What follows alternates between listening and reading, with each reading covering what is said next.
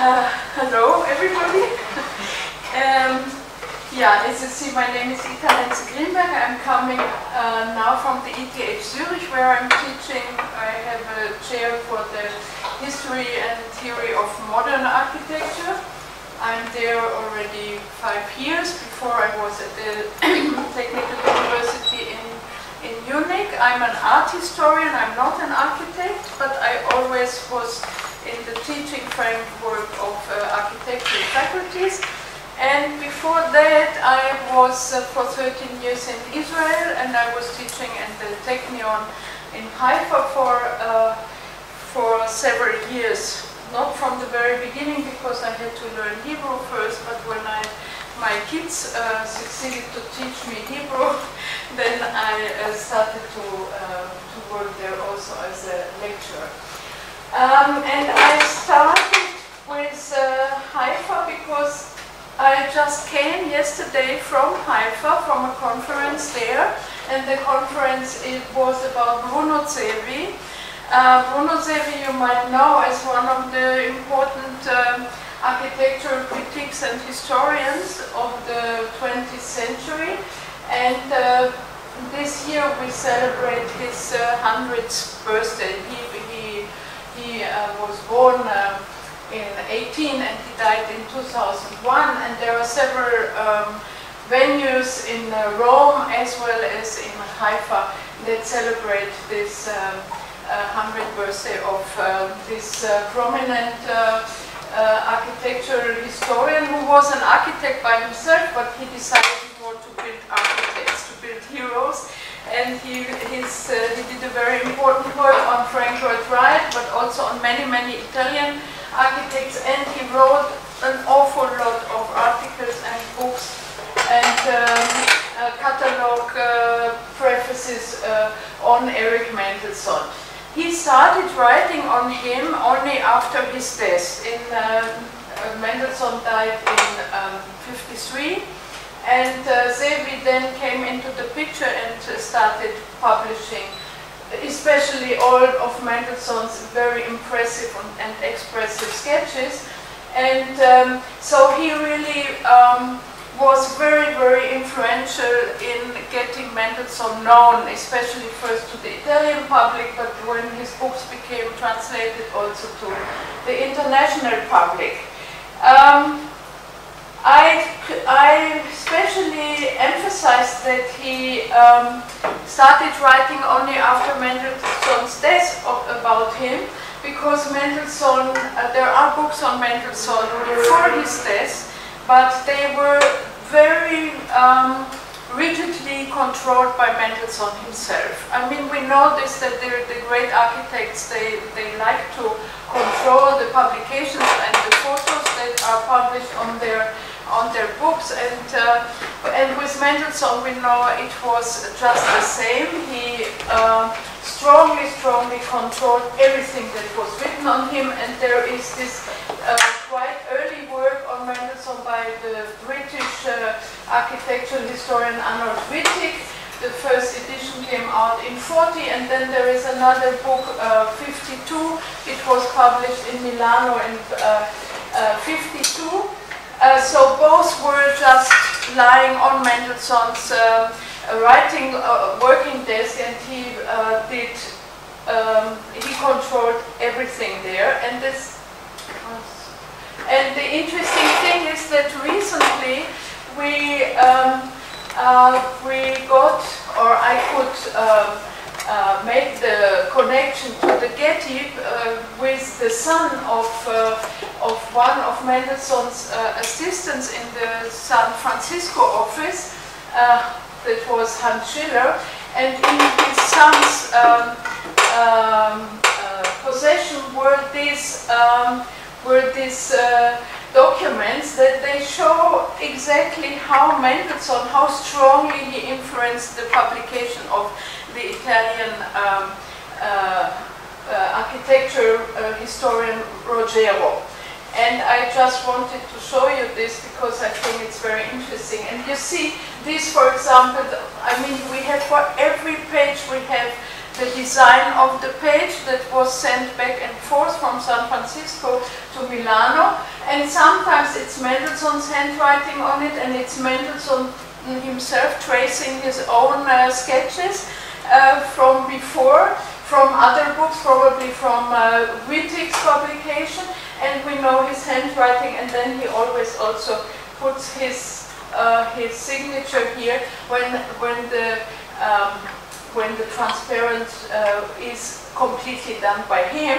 Other examples are with Rogero's handwriting, and then you see even from where he takes the pictures, and Mendelssohn, and he sent it to Mendelssohn, and he had to give his okay. And if you compare it then to the published book afterwards, you see it's just one-to-one. It all went through Mendelssohn. So it's an autobiography, in fact, or we call it today an authorized biography, but it's actually an autobiography, and it doesn't hold any critical approach towards Mendelssohn. It just gives his own take on his own work, which is interesting. Here another example of the comparison between the published books and the layout of the pages. Yeah, Mendelssohn tried very hard on several people that they would publish on him, but some of them they just rejected, like Julius Bosner, the German architecture historian and critic. He just rejected writing on Mendelssohn because he published some small articles because he was writing for the French periodical L'Architecture d'Aujourd'hui. So there he published some things on Mendelssohn, and there he already experienced Mendelssohn's strong control. And when Mendelssohn approached him whether he would like to write a biography or a monograph on his life and work, he rejected because he knew how strongly Mendelssohn would manipulate the whole thing. Then there was another very famous architectural historian, this is Siegfried Giedion, the Swiss architectural historian, who is just the opposite, if we want to talk about opposite stance in or approaches in architectural history. We have on one side Bruno Sevi, who was always championing the organic, the dynamic, the expressionistic architecture, while Siegfried Giedion, he made actually the canon of the Siam and of the Bauhaus, and he was one could say he was the architectural critic of Walter Gropius, and also of course of Le Corbusier, who is Swiss. So Mendelssohn approached him already in the end of the 20s, but they couldn't just manage together, and also because Mendelssohn's architecture was not what Siegfried Giedion wanted to support.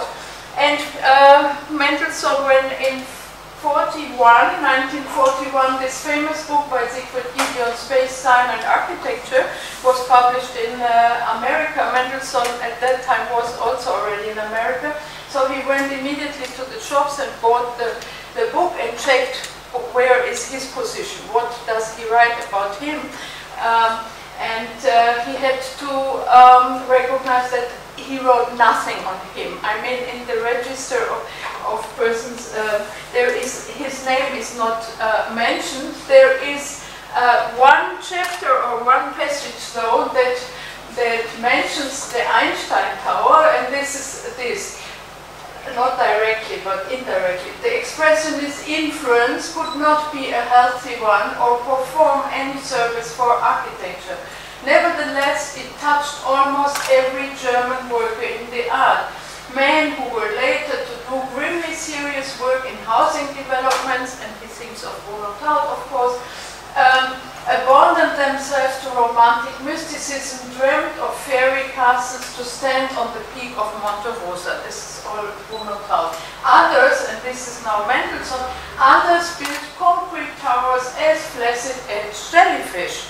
This was what he had to say about Mendelssohn, And of course this disappointed, or it was really a big shock for Mendelssohn that nothing was there on it, this very strong critique. And Siegfried Giedion afterwards, with every new edition, he added chapters also on other architects, because he had many blind spots in his canon, historical canon, but never on Mendelssohn. So Mendelssohn, when he carefully read the book, and then he thought, of course, about revenge, what to do against Siegfried Giedion. And then he found this passage that Siegfried Giedion wrote about the Cubists and their connection to Einstein's theory of relativity. I read the passage to you. The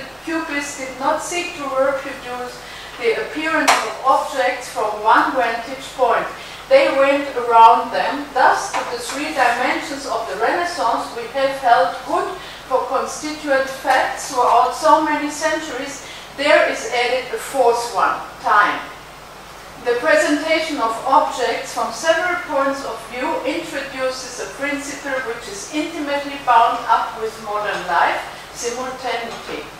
It is, sometimes it has no, sometimes it has a, it depends on the edition. It has no temporal coincidence that Einstein should have begun his famous work, Elektrodynamik bewegter Körper, in 1905 with a careful definition of simultaneity.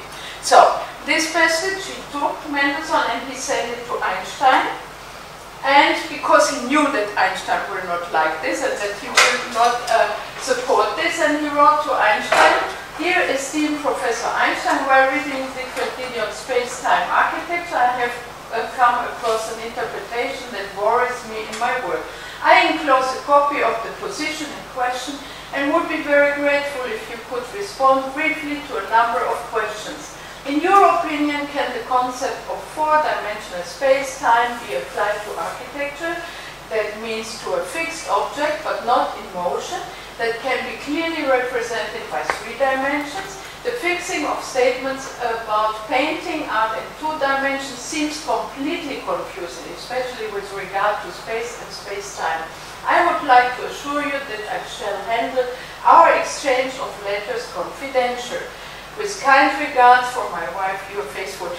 Mendelssohn knew Einstein very well through his building of the Einstein Tower, and they several times met, and his wife played music together with Einstein.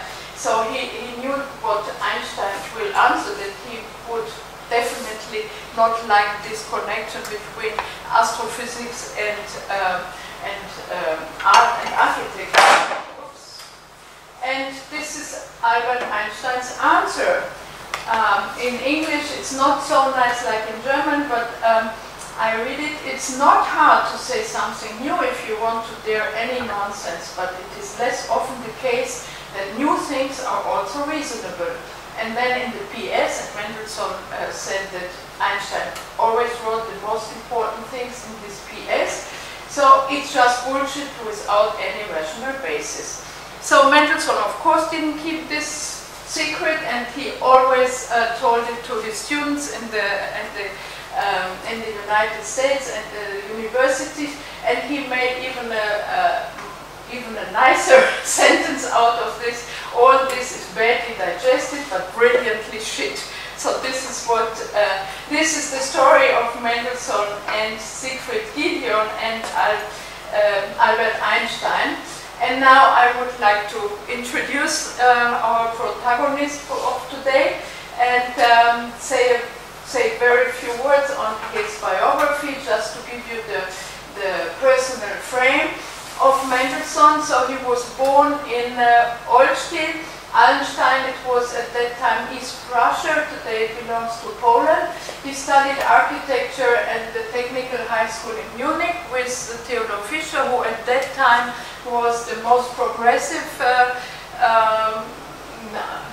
architect and professor for architecture in Germany, and so he chose to go to Munich mainly because of him.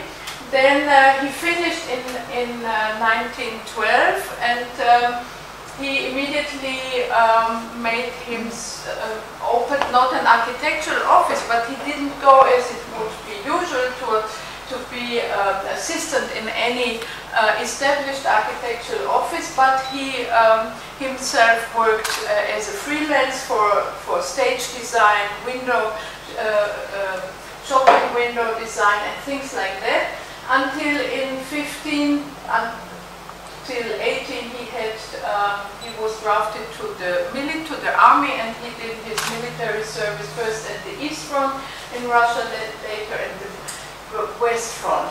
When he came back from the war, he moved from Munich to Berlin, because Munich became already quite conservative, and Berlin was much more forward.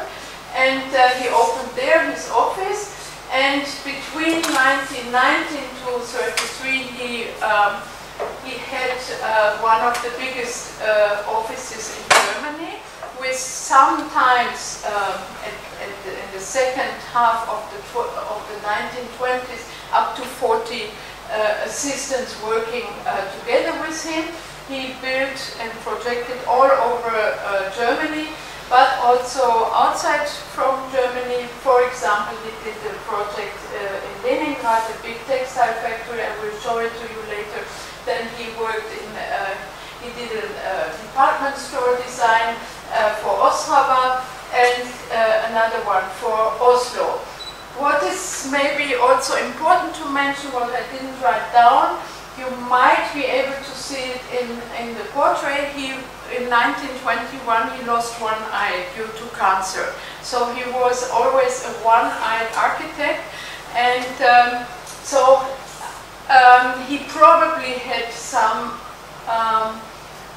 disabilities with perspective, and if you afterwards watch his, look at his sketches, they are extremely wide angle, and I always think, I have the feeling that this is kind of compensation, but this is my personal feeling. So anyhow, on the last day of March in 33, he left Germany. He was high on the list of the Gestapo because, first of all, he was Jewish, second, he was quite successful, and the third was that he had built for the Soviet Union this textile factory, and he had built in Berlin also for the Workers' Association. So all this made him a very high suspect for the Gestapo. So he was leaving before, on the 1st of April, was this big boycott against the Jewish stores. So he left the night before together with his wife, and they went to Amsterdam and stayed with a friend, with Henricus Theodorus Weidewelt. At the end of 33, he opened already his own office in London. He couldn't do it on himself because the regulation was that you had to have citizenship for being opening an independent office. So he did it with Serge Chermayeff, who wasn't that famous at that time, but who became a very influential teacher later in the United States and all the big architecture departments. In Harvard and Yale and so on. In 34 he opened a second office in Jerusalem, and he would commute between London and Jerusalem until 39, when the war was already felt in Great Britain that it will approach. So he left London to settle in Jerusalem for another 2 years. Before that, he was granted British citizenship, and Jerusalem in Palestine was at that time a British mandate, so it gave him also the possibility to move freely there with his British passport. In 41, he left then British mandate Palestine and immigrated to the USA. He lived first in New York and in an artist community next to New York in Croton-on-Hudson. And in 1945 he moved to San Francisco, and when he got American citizenship after 5 years being in the country, he opened again an office in San Francisco. In the time in between he gave lecture courses, and he had a fellowship by the, I think by the Guggenheim Foundation to write. So he could somehow live on that. Then between 46 and 53 he built quite a lot of projects in the United States, all over the country. He built among them 5 big synagogues and community centers for the Jewish community, but he also built a big hospital in San Francisco, a private residence, and small laboratories. So he was quite active then, and in September 53 he died in San Francisco, aged 66. So now let's go and see some of his works that we put his biographical settings already. Now let's concentrate on his work, and there are his famous early sketches that he started during the war, and or just before he was drafted into the army, and then during the time in the trenches. He would usually ask to have the night watches as a soldier, and he obviously succeeded in that, and during the night he would sketch and would maybe also compensate this terrible experience of the being in the front, and doing really these outrageous new visions. Before that he was not, the drawings he did, he had a talent for drawing, and he also thought, at the very beginning he thought maybe to study painting, to study art, but he never did these extraordinary sketches that they look like that he just throws them onto the paper in one big throw. And but in 1914 he started with this, and it's all these sketches, they are all visions what you can do with this new material concrete or with the new material steel. And you can see there are these sketches clearly talk about concrete, about monolithic new forms in architecture, that concrete is a material that you pour and that you can work with, receive very plastic, very sculptural architectural forms with this. And if you look at this here, you definitely also have the material of iron comes into the scene, and this is what he thought, that architecture must go to completely new directions on the basis of the possibilities of this new material. It must be elastic architecture, it must be dynamic architecture, it must leave the T-square and the traditional box, because this is what the new material allows for. And here 2 other examples, and you see the upper one is from 1915 when he was already on the Russian front, and the lower one I think is also from 15 if I read this right. And you have here clearly you can see that one is he's thinking about the possibilities of concrete, and the lower one is you can even think it's a laid down Eiffel Tower. Yeah, it's of course influenced by industrial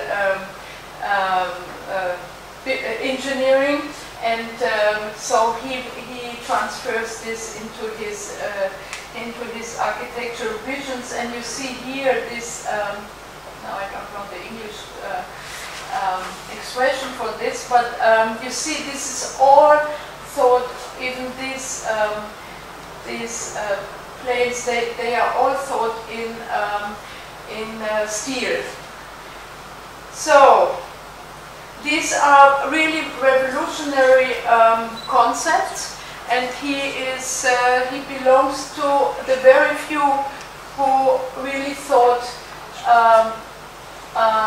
from this perspective about new materials. Other people like Bruno Taut and the early Charon and even the Hablich and Finsterlin and many others, they were also around that time. They were also doing very visionary sketches, but they were not thought to be executed. With Mendelssohn, all these are buildings. They are not crazy, fantastic forms, but these are meant to be buildings that can be built.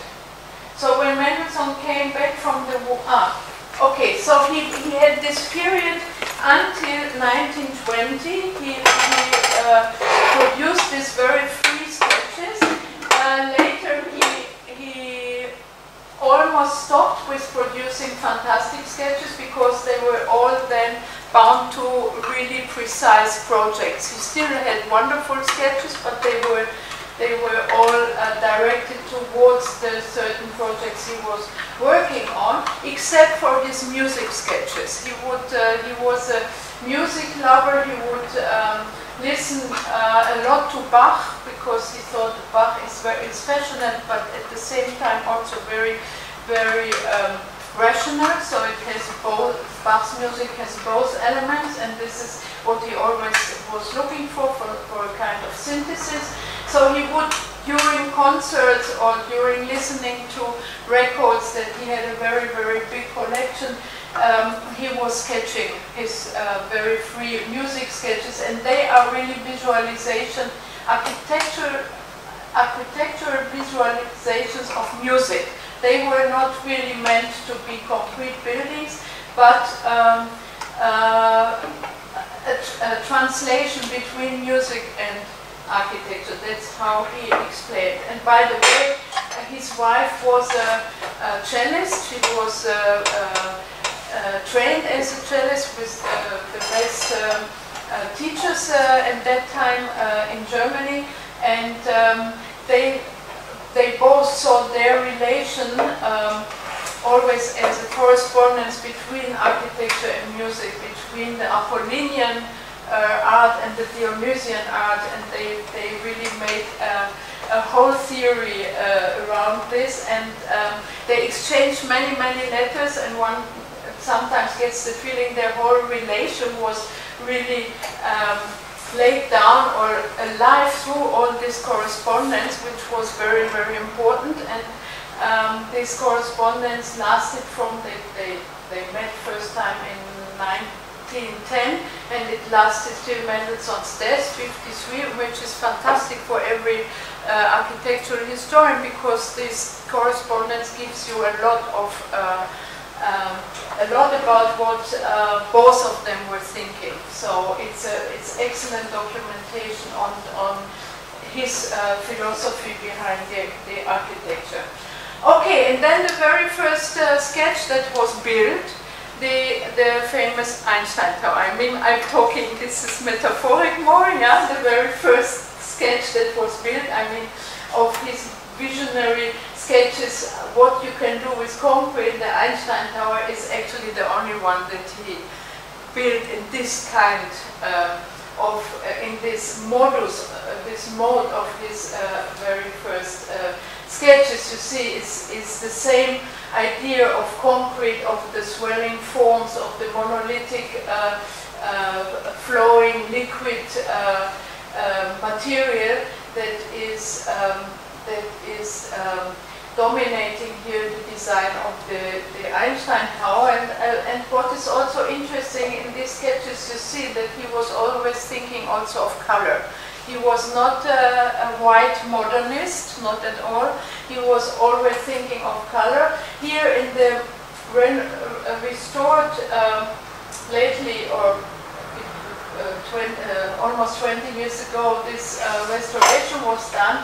the picture doesn't show it very well, but the color here is a very light yellow, which the people that did the restoration, they found as the original one. Later it was painted white because everybody thought white is the color of modern architecture, but it was actually in a light yellow. And we see that Mendelssohn always was thinking also of color. And the Einstein Tower was done not directly for Einstein, but it was done for an astrophysicist by the name of Erwin Findlay-Freundlich, who had put on himself to prove the theory of relativity, Einstein's theory of relativity, by measuring the sun rays. And I'm not going in this because that's not my topic, but here this was a laboratory, this building was a laboratory where the sun rays were measured, and the change of the curve of the red rays. So and it works until today in the same function, but of course it's not relevant for research that much anymore, but for introducing students to the whole topic. So Einstein himself was working there sometimes, but it was mainly Erwin Findlay-Freundlich, and he actually didn't like the tower very much. He thought it's too much of a sculpture and not serious enough. It makes too much noise.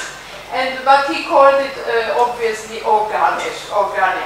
And Mendelssohn later,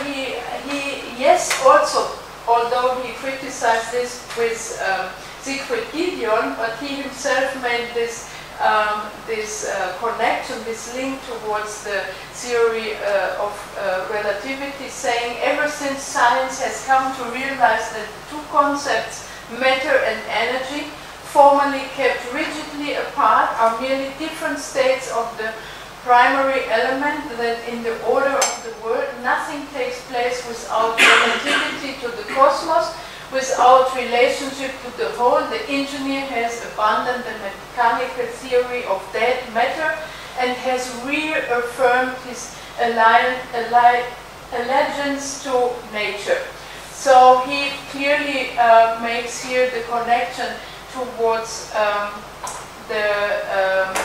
towards physics. This is how it looks inside, and you have here the lenses. This is the cupola you can open, and you have here very strong lenses. They are still there, the old ones from the 1920s, and they catch the sun rays, and then these rays are brought down through this inner construction, which you see here, and then to the basement, to the basement, and there it's again going to a lens, and it is measured here, and photographed. This is how it works, and the inner construction is completely independent from the outer shell of the building. You may see it here. There is a gap, and you can also see it here, that there is a gap. So this thing in itself, it's a wooden construction, and this is completely independent, and all what Mendelssohn did was the shell around here, which holds a room for meetings and a small office room, and the entrance and the sanitary installations, and a staircase, which you see here. And he continues with his very expressionistic language also in the interior of the building, which reminds us also very strongly to the Rudolf Steiner's architecture, but there is actually no direct contact between Mendelssohn and Rudolf Steiner. And of course all this, now we have the real thing. This was considered or Mendelssohn wanted this to be in concrete, the whole shell. But the engineers or the building trade wasn't ready for this. They couldn't cope with this. So what happened in the end? They built the this part, yeah. This part is concrete, but it's like you work on a clay. You work with clay, yeah. So it's just put together. It's not really. They couldn't do the casting. Is that cast? Formwork. Yeah, the forms, the wooden forms. They just couldn't do that. In order, they couldn't calculate this, and they even brought shipbuilders there. But they also couldn't help. So there are parts that are really from concrete, but they are not with this framework done, but really kind of very in a very primitive way. And other parts, like you see here, they are built from brick and then covered with thick plasters, as if it would be concrete. Yeah. So, and then the upper part here is again, there is one ring that is concrete. So the whole tower is a whole failure, you can say, because these different materials, they work also one against the other. You can imagine, yeah. And then in the concrete parts and even in the brick parts, they introduced, or they put inside also a lot of steel, and this with the corrosion, it just pushes the concrete and explodes the concrete. So it's a steady patient, you can say. It's a weak, sick architecture. You always have to maintain, and you always have to restore, and but still it stands for the idea, and that's why it became so famous. This lie that it's actually from other building materials never really took away the fame of the Einstein Tower, because it stands for the idea of concrete, what you can do with concrete, and not what people were or the trade was able to construct. Because if you see, 50 years later, you have Mendelssohn's sketches, visionary sketches, yes, translated into concrete shell architecture. And this is one of his sketches from 19, which shows, which reminds us really of the Sydney Opera House. Or I'm showing you other examples, a sketch by Mendelssohn of an airplane hangar. And Aeros Arena's TWA terminal in New York. It exactly transforms Mendelssohn's visions, but we are 50 years later, so engineers already knew how to construct and how to calculate these kind of forms. Or another example is Santiago Calatrava's early work in Zurich. It's the train station Stadelhofen, which also shows structures that remind us Mendelssohn. So he was just, yeah. Is there some evidence for the relation between Mendelssohn's sketches and, for example, or TVA? Because it seems a little bit theoretical. It is possibly influenced, but who knows? Yeah, exactly. We cannot trace the influence. So there is no tracing. No. It's just, I mean, you also have now, you have a whole, it's a whole trend towards this very elastic architecture. So, but this is all starts in the 50s, yeah. And Mendelssohn still, when he saw Guggenheim Museum by Frank Lloyd Wright, he already said, now Frank Lloyd Wright starts to do what I was dreaming about, and if I have enough time, I will start there where I ended in the early 20s. He would have liked to go back to that, because he saw that by now his visions would have been translatable. So this now I'm showing you some of his following architectural projects. This is the Mosse House. It's a publisher. Mosse was a very, very big publisher who published some of the most important daily journals, but also a book publisher. And this was actually a building from the 19th century. If you look here, and it got destroyed here or got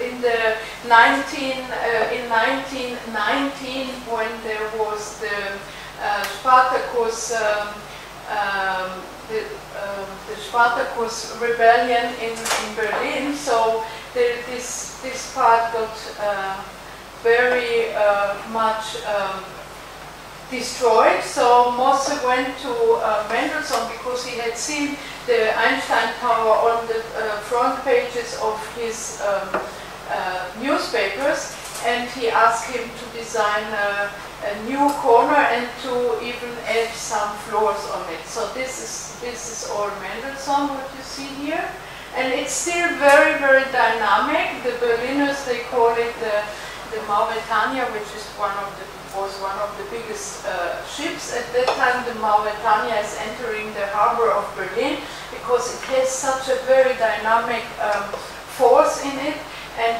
it is even, you see this part here, this makes it even really look like a ship that is wider on top than it is down, but this is only an optical kind of optical illusion that makes it so heavy on the top.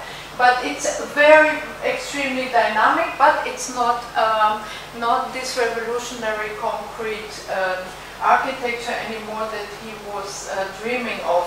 It went back to more traditional kind of constructions. And then the next project, almost parallel, was a head factory that he did close to Berlin in Luckenwalde, and it is it's a factory where there are produced heads from felt, and this high roof here that looks as if it is architecture parlante that translates the idea of head into architecture. This is due to the process here. The material felt has to go through the steaming of the wool.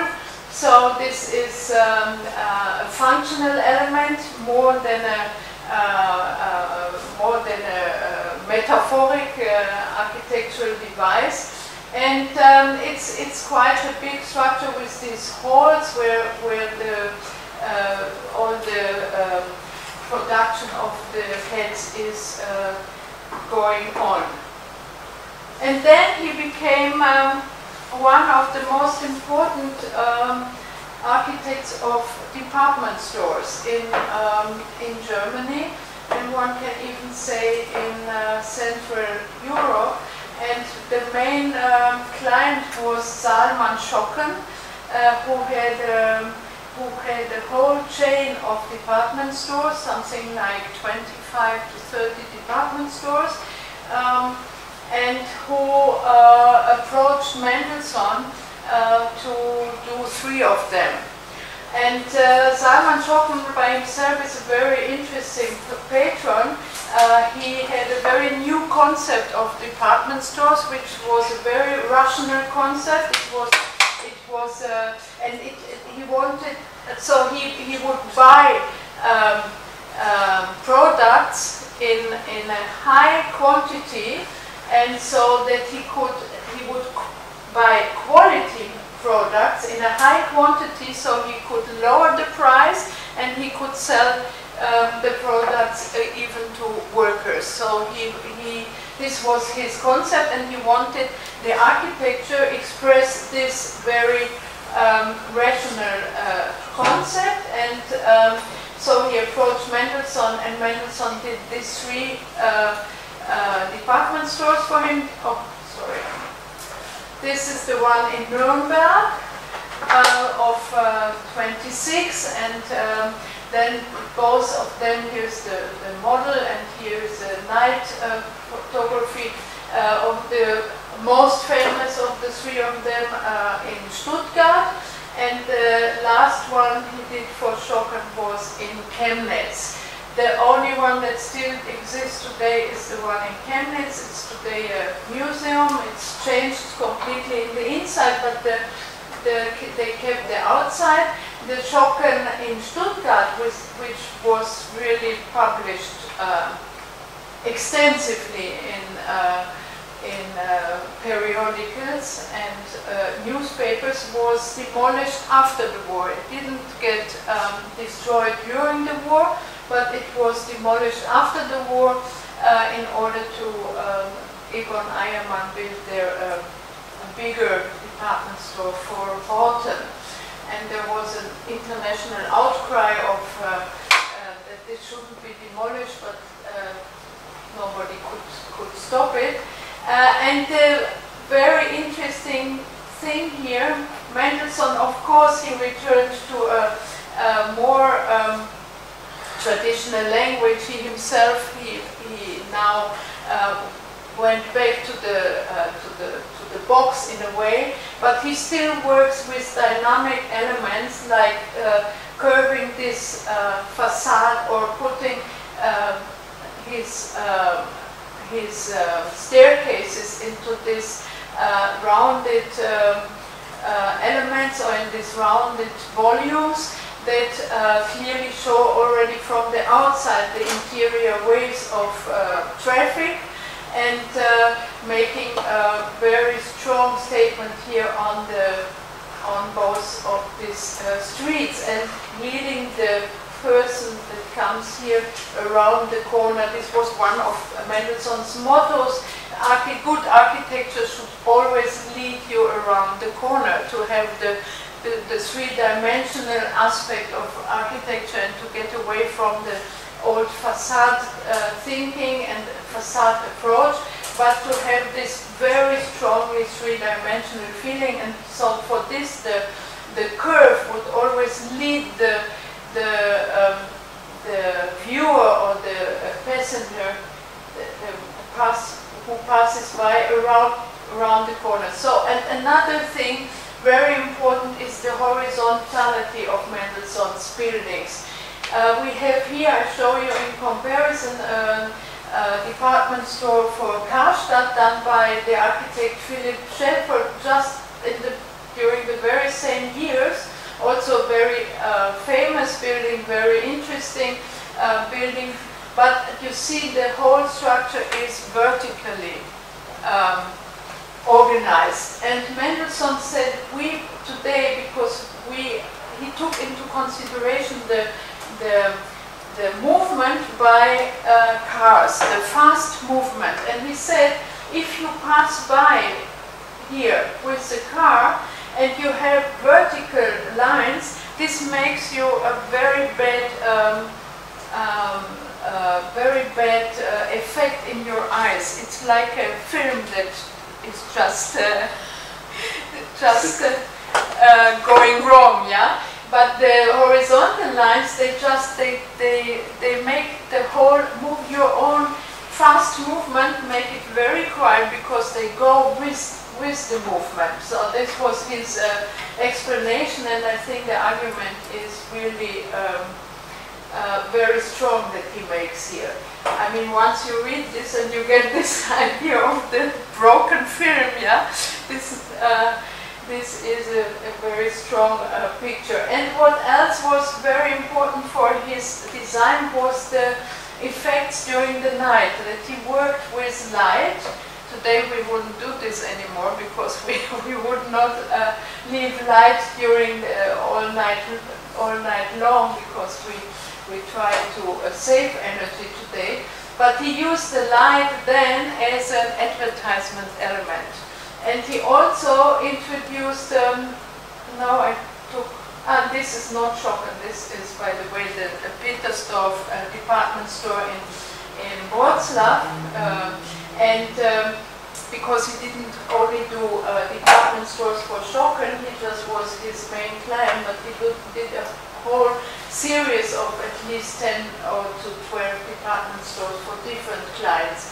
So light is important, and also the light is an advertisement element, and you see this wonderful effect of positive, negative, during the daylight and during the night. It's just like a positive, negative effect that was programmatic for his department store design. And here you have the one in Ostrava, which is very late. It's the last one he does in his Berlin office.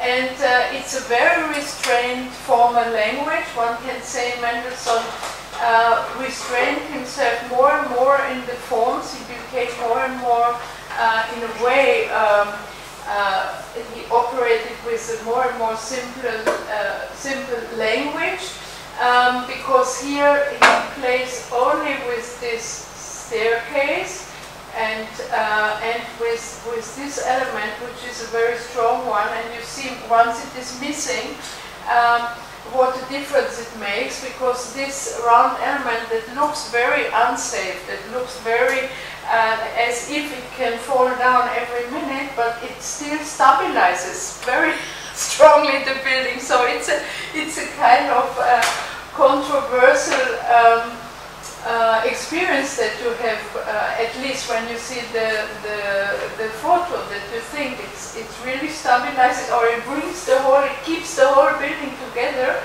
And although itself is such a loose thing, and I think it fell down also, yeah, once during the war. No, it didn't, even not in the war.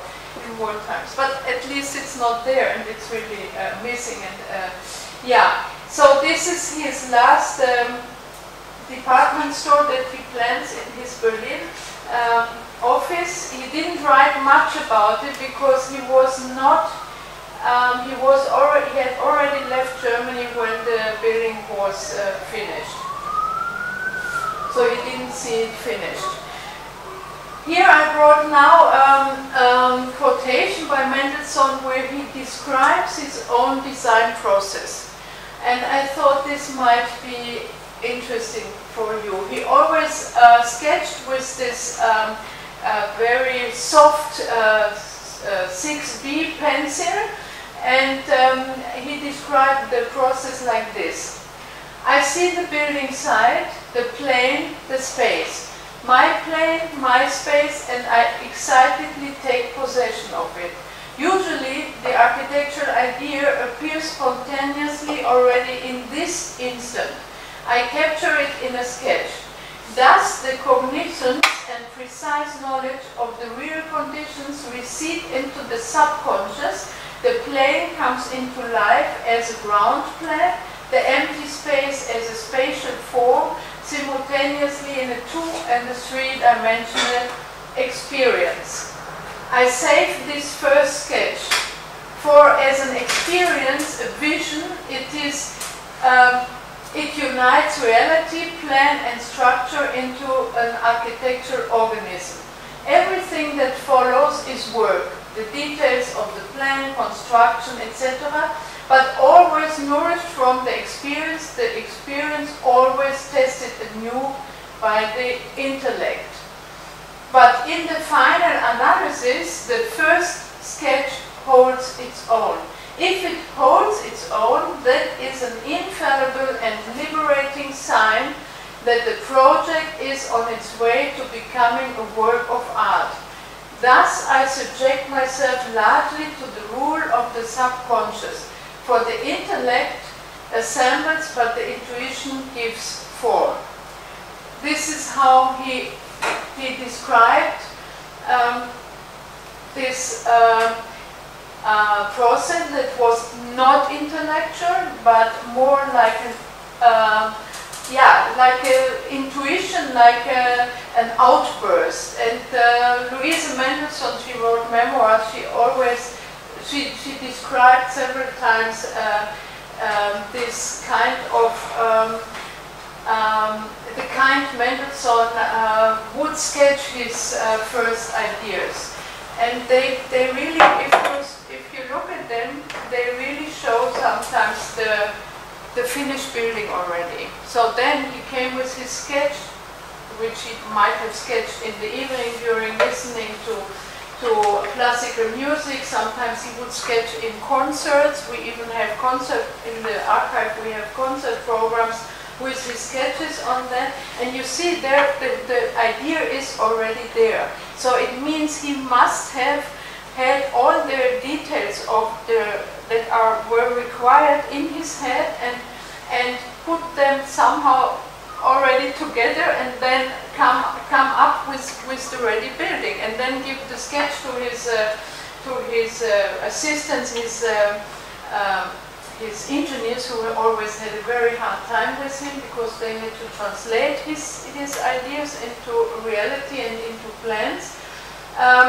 But this is really amazing. There were people that thought, okay, he did maybe do his sketches afterwards, after the finished building, yeah. But this is I wouldn't support this this idea. So, for example, here we have the sketch for the Cinema Universum in Berlin, and this is the finished building, yeah. So you have, of course, you have differences, and you have like these volumes here. They are projecting, and later they are transformed into a ongoing band here and ongoing band of windows here. And if you, this is a building I really love very much, because I think this here he translated really the media cinema into the outward language, because if you see this band of windows, it looks like a film, yeah, like the single pictures that form the film, and the whole thing here shows extremely the inside functions of the building. It's just like a very, very thin skin that he puts over the inside functions, and it's all about movie, and it's all about light plays, about film. So here you have the whole thing during the night, and here you have the interior spaces, and you see this is the projection screen for the movies, and you see how he directs the light to the main screen, and also the visitor is directed through the different lights, yeah, how he positions them into the hall. Yeah, with this slide I would like to tell you a little bit about Mendelssohn's various journeys that he did. He, very early after World War I, he visited twice Holland, the Netherlands, where he had made friends with the most important architects there, like Waideveld, Oud, and Waideveld and Oud. He had a very intensive correspondence afterwards,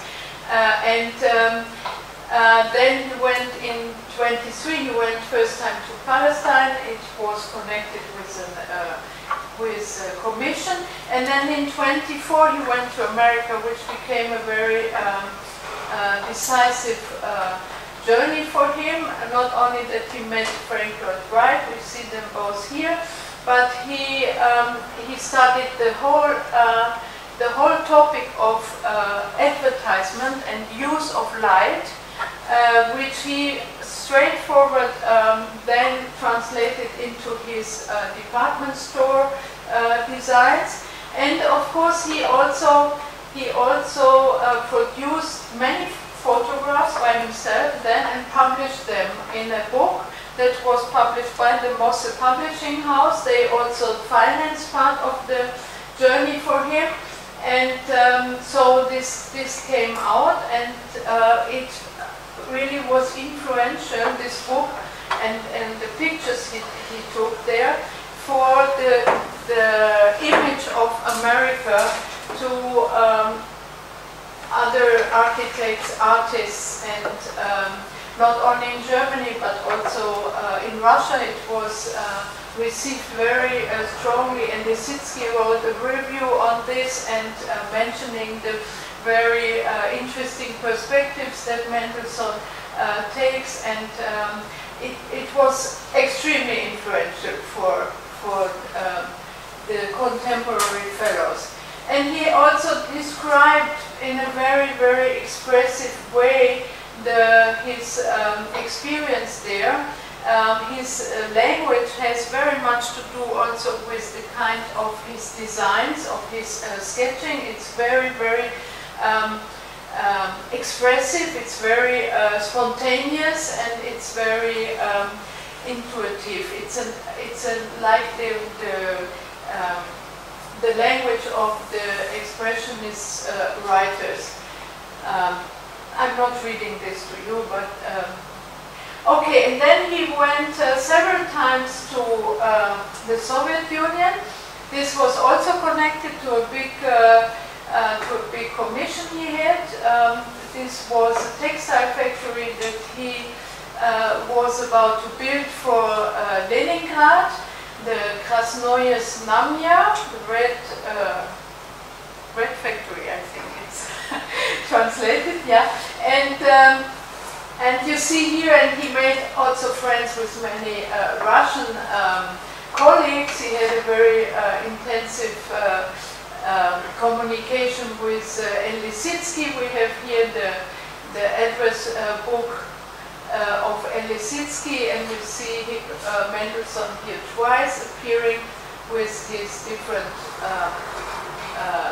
addresses.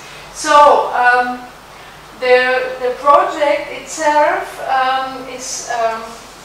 wasn't a very happy one for Mendelssohn, because he had lots of problems with the local building engineers and also with the local architects, who would do sometimes a bashing against him, because there was the argument, we have enough good Russian architects, why should a foreign architect get such a big commission? So there was really a very, very bad writing on him. And Mendelssohn later, he would never publish this project except the model. And he would publish the model like in the form, he would write textile factory Leningrad, Berlin. So as if, yeah, he would only show the model, and the model was in Berlin. So it was how he reacted to this. So, and today it's still standing, I mean, at least part of it. This is also the most impressive part. It has a very revolutionary touch. If you see this, the building today, it looks like a feast. And it's now under changes, and the conservation office is very afraid that it will be changed completely and nothing will be left. Another maybe biographical point here, Mendelssohn lived most of the years in Berlin in a boarding house, kind of, together with his family, his wife and daughter. And that was programmatic, because the flexibility or the elastic principle that he had for his architecture was also, he also followed in his personal life. He said he would like to be always flexible, not have a heavy house on him, but always being able to stand up and to go somewhere else. This has also, of course, something to do with being Jewish, that he never really 100% trusted his German surrounding. But still, in the end, he yes, gave in, and he built his own house in Berlin. He started planning it in 29, and in 31 he moved in with his family. And it is an extremely restrained, I mean the forms of this house are extremely restrained, and the whole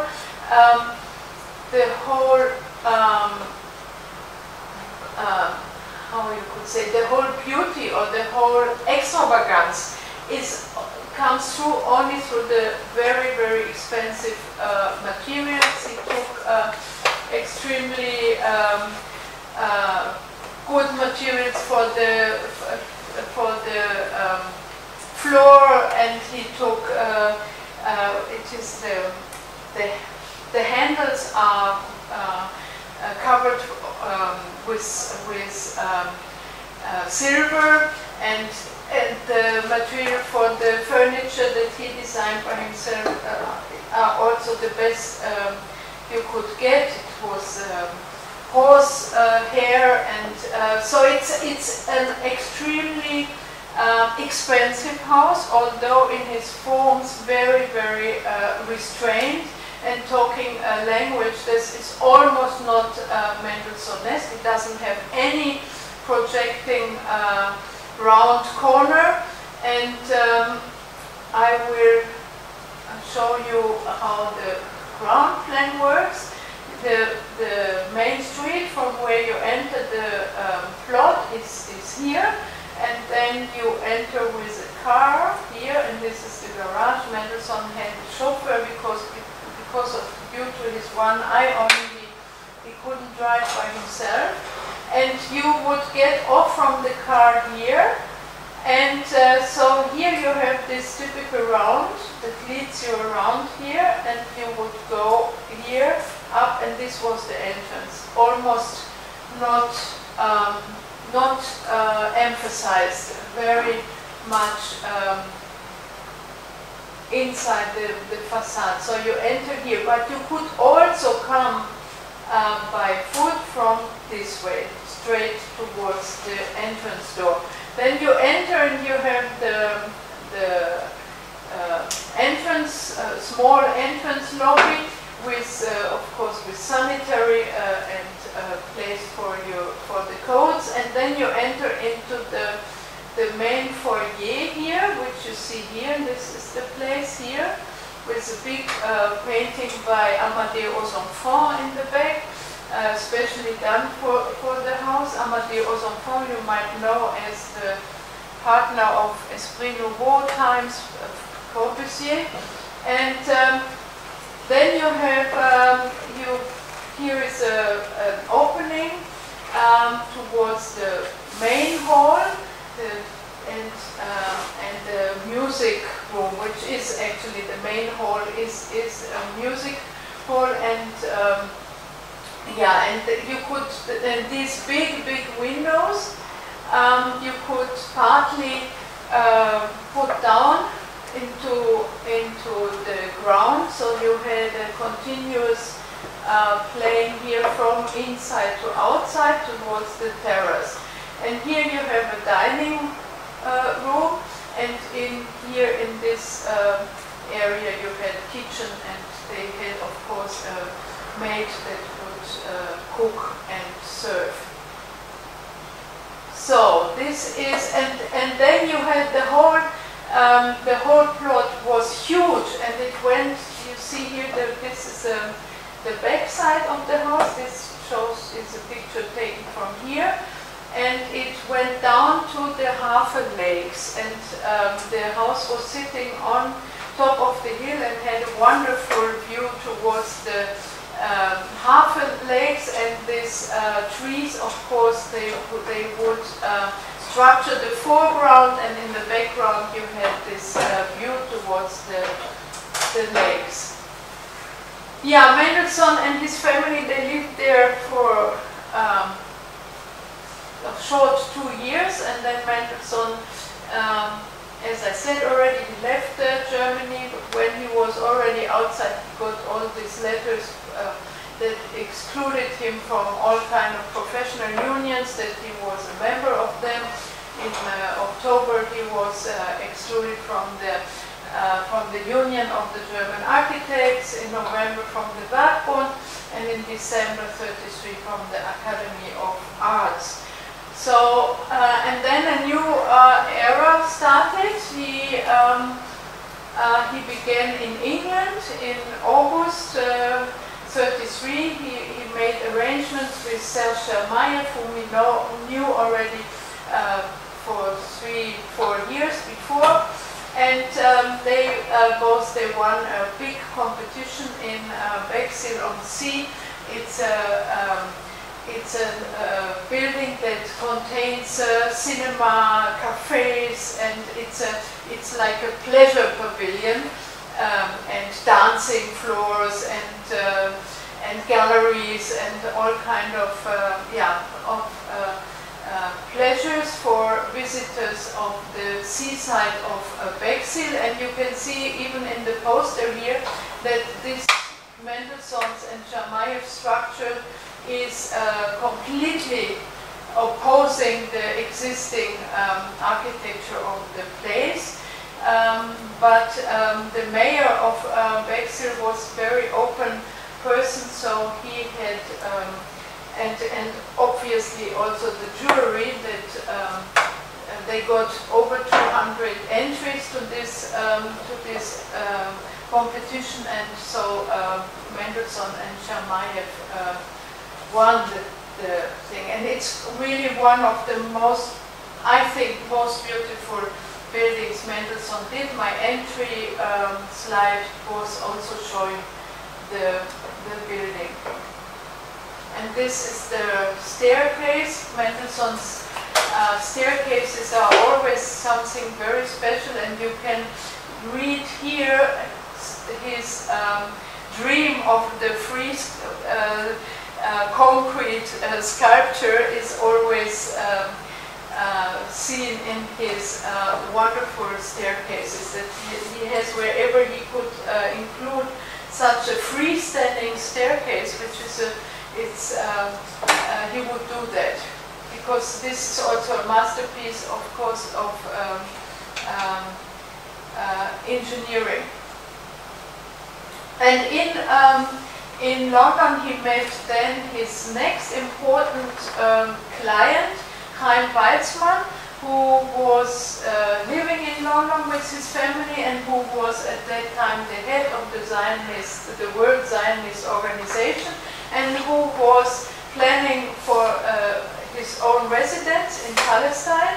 And he approached Mendelssohn, and they went together to Palestine in 34, and Mendelssohn did the house of Chaim Weizmann, and because of this went made the round like a wildfire.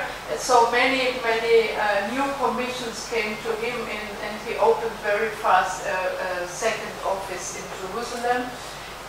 And this is the house he built for Weizmann there. It is it still exists as a museum today, and it is in Rehovot, which is a small town close, not far from Tel Aviv, or between Tel Aviv and Jerusalem. And it was it had a research institute. That's why the Weizmann chose this place, not Tel Aviv, not Jerusalem, but this small town. It had a research institute which Weizmann was engaged there. He was a trained chemist and a professor of chemistry in Manchester, so he did research then also in Rehovot. He wanted to continue this, and out of this then at that time very small research institute came the very famous Weizmann Institute. So the building Mendelssohn did is also from the former language. It is quite a closed apparatus, a very closed organism, and the only typical Mendelssohn element is maybe this round staircase that you see here. And this is as an element that he used usually for public buildings. And in this case we have a private, it's a private residence, but he still used it because Chaim Weizmann was not just a private person, but he was also a very important politician who would receive there in this residence people from all walks of life to discuss with them political issues. It was somehow a White House for the future state of Israel, and Chaim Weizmann later became also the first president of the state of Israel. So it was, Chaim Weizmann was considered not only a private person by Mendelssohn, but also a public person. And that's my interpretation. That's why he also puts a public, kind of public staircase there, or an element that he usually, he would use normally only for public buildings, where you show from the outside the inner way of traffic. And here, here, of course, this staircase actually leads only to the upper floors where you had the bedrooms. But still, when the Weizmanns, it's like also a Baroque appearance when the Weizmanns came down on this staircase and had their visitors sitting in the hall, or maybe in the dinner, the dining room. It made such a very Hollywood-like appearance, so a very strong attraction. And this staircase, Mendelssohn highlights also with a pool, with a, it's actually a swimming pool, but it's also kind of reflection pool, which has exactly the same measures as the height of the staircase, and it reflects in this, so it's kind of a double appearance of this strong element. And here you see, here he uses vertical lines because he has to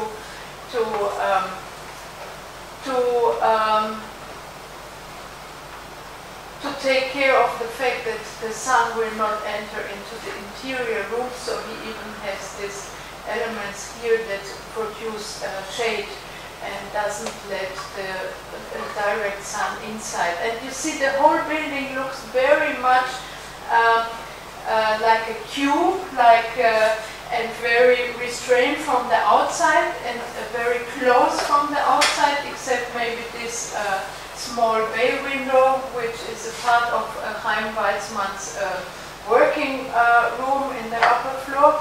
And it opens itself only to this kind of inner courtyard, which you see here.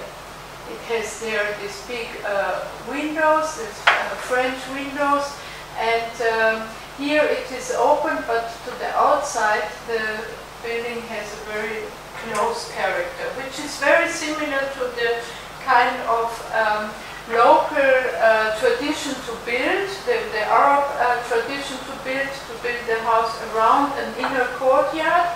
And in the inner courtyard you usually have the element of water. It's not a swimming pool traditionally, but it's a fountain. But Mendelssohn translates this very traditional kind of local architecture into a modern house, and makes thus a statement how he thinks in this country one should build. That means not in a European way, but in a kind of East-West synthesis, looking for, or you could also even call it a critical regionalism avant la lettre, because this expression only came in later by Zonis and Jan Lefebvre. So here is another thing that is interesting with the Weizmann house, and this is Mendelssohn's approach towards the building. Here is the Weizmann Institute, which would be the place where Weizmann had his office, and he would approach, he and also other visitors would come from here, then turn around here, there was the entry, to the whole ground, the Weizmann ground, and then he wouldn't lead the visitor straight from the entry here, but would lead the visitor here again around and around until you come here to the entrance. So it means you have seen the whole building, or Mendelssohn presents the whole building from all sides to the approaching visitors, and he, except the less important side is this where you have a service wing. So it is really a programmatic perspective approach, and he presents this building, it's also on a small hill, and he presents it to the public, and you have seen it from all sides before you enter the entrance door. This is my sketch here, but this is based on Mendelssohn's sketches, because he shows in his sketches exactly the way how he wants the approach to be understood. Okay, and this is this is how you could see it. If you take Mendelssohn's, compare Mendelssohn's German buildings with his buildings that he did later in this completely different context of Palestine, he changed his language completely, and but he still wanted a dynamic, a certain kind of dynamic element to be incorporated. So here, if you may compare his German buildings with the futurist approach in painting, and you may compare his architectural approach to the Cubist approach in painting, where the artist takes you around the object, and this is what Mendelssohn literally does with this. So now I'm going to pass the other buildings, the other projects he did in the country relatively fast, but at least you should see some of them. His client Salman Schocken, for whom he built in Germany 3 big department stores, also escaped from Germany and came to live in Jerusalem, and gave Mendelssohn the commission to build his private residence and library, because Schocken was not only a tycoon of department stores, but he was also a man of letters. He was a bibliophile. He had a huge library that he took with him to Jerusalem, and this library contains 60,000 very valuable books, and he partly wanted that this library would be open also for researchers, so he didn't, he separated his residence from the library, so that here could also researchers enter and wouldn't disturb the private life of Salman Schocken. So this is, and you see that these buildings are also very, very restrained cubic volumes with kind of signature sometimes here, like this small bay window that is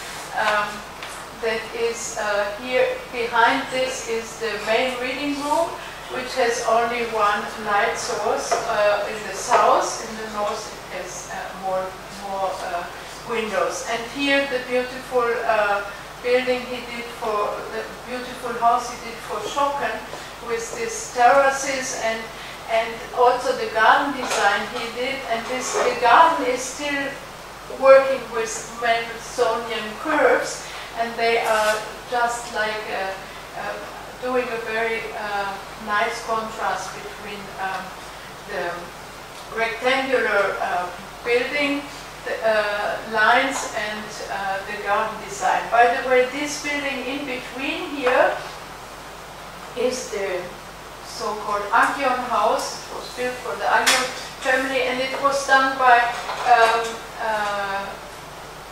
fellow student of Mendelssohn from the Technical University in Munich, called Richard Kaufmann.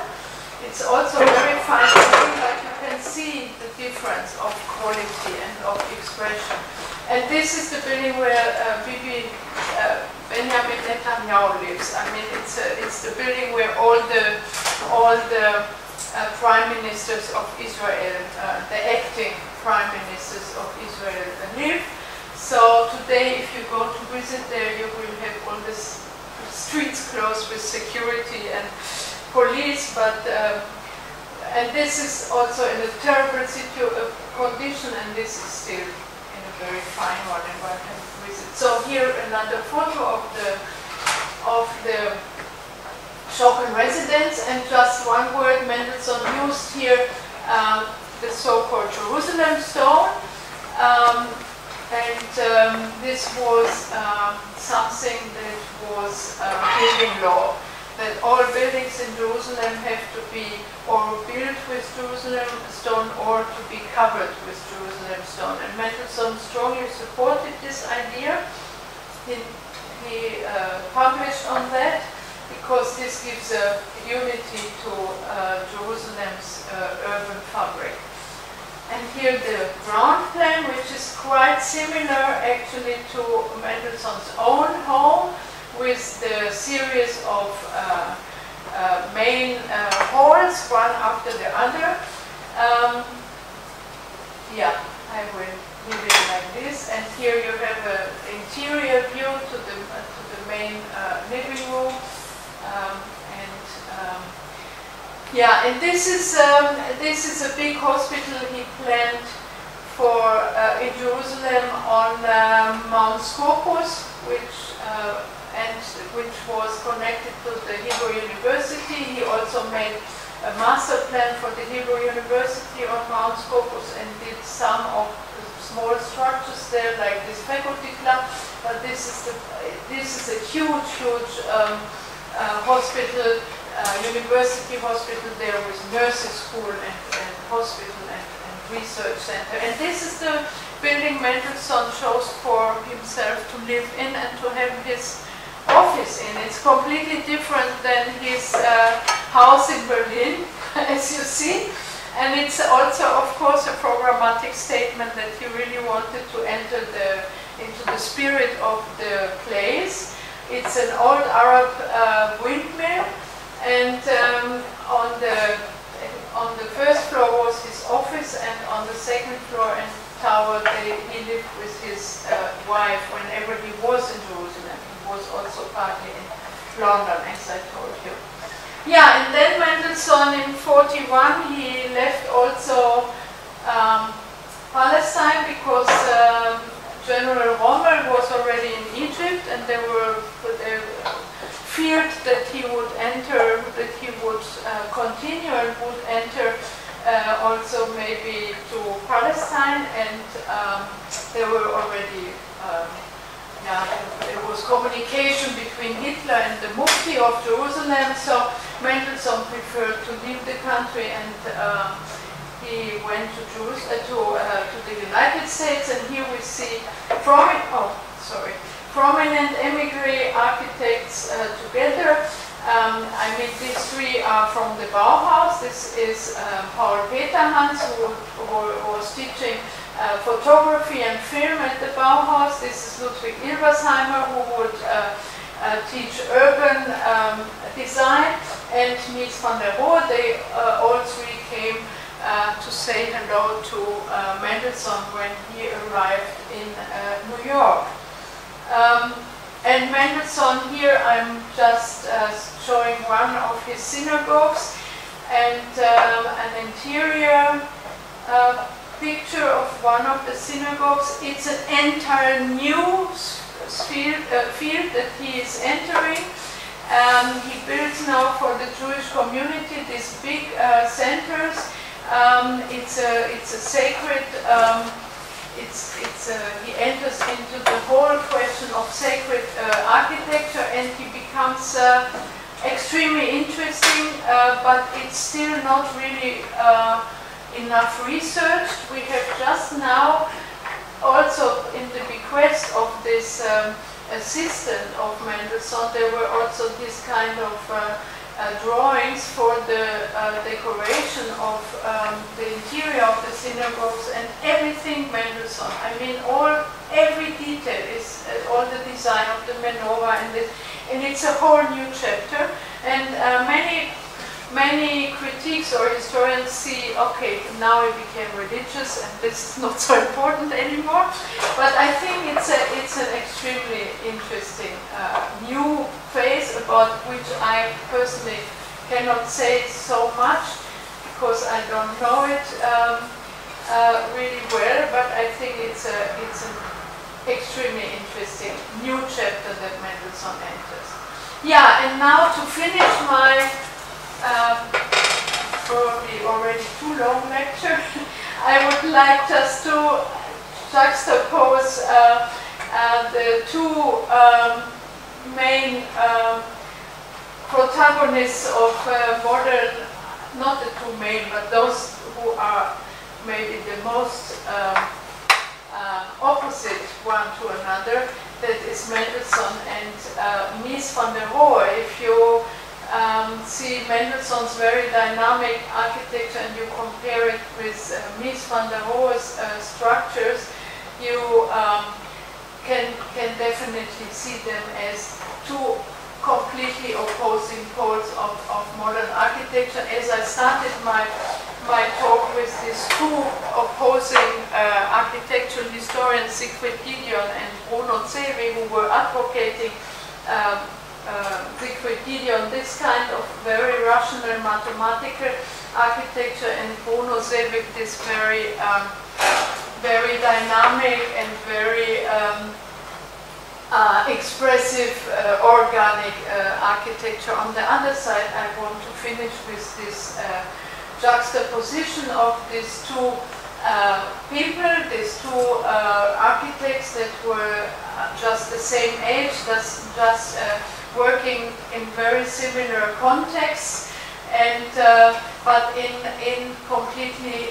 with completely different solutions. And here you have one of these typical towers of Mies van der Rohe that he, you know very well that he designed for several cities, for several American cities, and which show a design process that is an inverted design process, meaning that he works on not on the solution connected to place and function, but on the mathematical solution itself to come to a kind of absolute abstract architecture, where Mendelssohn always brings, for every building place, for every commission, for every client, he brings a different solution, because for him the communication with the context is the most important, while Mies van der Rohe is working on his own philosophy. He is a word in himself. So we have also extremely different kind of design approaches and philosophies with both of them. And if you see this, compare the design Mies did for the country house in Brieg in 24 with a sketch for the Einstein Tower, you also understand that Mies always started from the ground plan. His mathematical, rational approach usually takes the ground plan and plays there with the different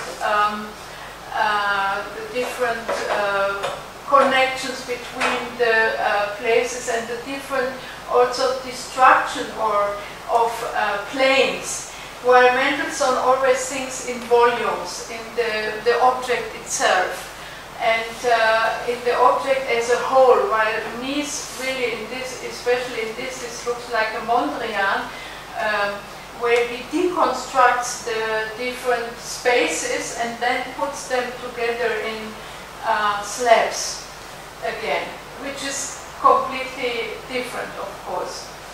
And here I put Mies design for office building, in contrast, and a sketch by him, a drawing by him, and a sketch of Mendelssohn's Schocken building in Stuttgart, and put some black and white description of the different approaches when we might call Mies classical and Mendelssohn Baroque. This is also how Bruno Sevi always, he said, through Mendelssohn you understand the whole Baroque, you understand Borromini, you understand Michelangelo, and then you might also put Mies van der Rohe towards the Greek thinking, and Mendelssohn in the Hebrew thinking, which is connected more to space, and the Hebrew thinking more to time, and time is a dynamical element, while in the Greek thinking there is always the strive for perfection, for orderly arrangement, for absolute organization, and which comes here mathematical rational on Mies' side and expressive on Mendelssohn's side, abstract and absolute versus the dialogic principle. International, Mies definitely, he could put an American structure that he would have planned for Cuba, later for the Berlin, the same concept for the Berlin National Gallery. So it's kind of an international approach, while Mendelssohn always looks for the regional, the local context, and this is isolated, while Mendelssohn is context related.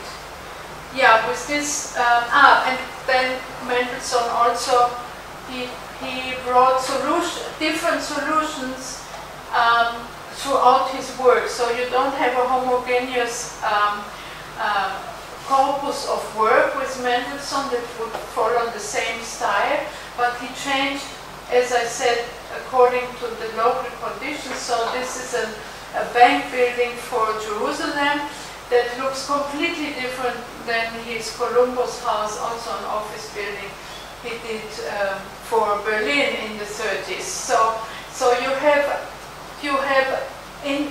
he transfers into architecture the local context, not only the materials, but also the kind of movement. And I'm sure, 100% sure, that the camels here are not just circumstance.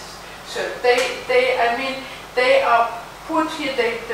Mendelssohn would stand next to the photographer, and I met the photographer that still met the photographer that was doing this kind of pictures. We didn't talk about the camels, which is a pity, but he said Mendelssohn would just stand next to him and would look through the lens and would tell him, this is how I want it, and from this point and from there. So I'm sure these camels, they are there in purpose because they show a different movement. They show camels, they move forward, backwards, kind of, yeah. And if you see what is happening here in the facade, it's exactly the same movement in a way. And if you hear that the Columbus house was on Potsdamer Platz, it doesn't exist anymore, and this was the highest traffic was of Berlin, maybe even of Central Europe, was on this place. And this, of course, you have the horizontal window bands. So that's